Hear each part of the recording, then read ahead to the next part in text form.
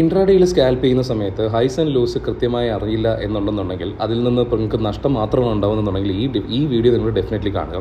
കാരണം ഇപ്പോൾ നിങ്ങൾ കയറുന്ന ഒരു ടൈം പീരീഡ് ഈ ഒരു സോണിലാണെന്നുണ്ടെന്നുണ്ടെങ്കിൽ നിങ്ങൾ ആദ്യം നിങ്ങളുടെ 10 മിനിറ്റിൻ്റെ ഗ്രാഫ് എടുത്തതിന് ശേഷം അവിടുത്തെ ഏറ്റവും ആയിട്ടുള്ള മേളിലത്തെ പോർഷൻ, അവിടുത്തെ ഹൈ എന്ന് പറയുന്നതെന്ന് വെച്ചാൽ അവിടുത്തെ റെസിസ്റ്റൻസ് ആണ്. ഇതിൻ്റെ ഭാഗത്തുനിന്ന് മേളിലേക്ക് പിന്നെ പോകാനുള്ള സാധ്യത ഉണ്ടാവില്ല. കാരണം നിങ്ങൾക്ക് കാണാം ഇവിടെയും പോയിട്ട് തിരിച്ച് താഴേക്കാണ് വരുന്നത്, ഇവിടെയും പോയിട്ട് തിരിച്ച് താഴേക്കുള്ള വരുന്നത്. ഇവിടെ നിന്ന് പൊട്ടിച്ച് മേളിലേക്ക് കയറുന്നില്ല എന്നുള്ളൊരു ഭാഗം നിങ്ങൾ നോക്കുക. ഇതാണ് നിങ്ങളുടെ റെസിസ്റ്റൻസ് സോൺ. ഇതേപോലെ താഴത്തെ ഈ ഒരു പൊസിഷൻ വരുന്നതാണ് നിങ്ങളുടെ സപ്പോർട്ട് സോൺ. ഇതായി തൊട്ട് താഴത്തെ ടൈം ഫ്രെയിം എടുക്കുക. 5 മിനിറ്റ്സ് എടുത്തതിന് ശേഷം ഇതേ കാര്യം തന്നെ നിങ്ങൾ ചെയ്ത ഇതേ കാര്യം തന്നെ നിങ്ങൾ അടുത്ത സോണിൽ നോക്കുക. ഈ ഒരു പൊസിഷനിലാണ് നിങ്ങൾക്ക് അടുത്ത ഒരു പെർട്ടിക്കുലർ ഇത് കിട്ടുന്നത്. താഴത്തെ പൊസിഷനിലാണെന്നുണ്ടെങ്കിലും താഴത്തെ ഈ ഒരു സോണിലാണ് കിട്ടുന്നത്.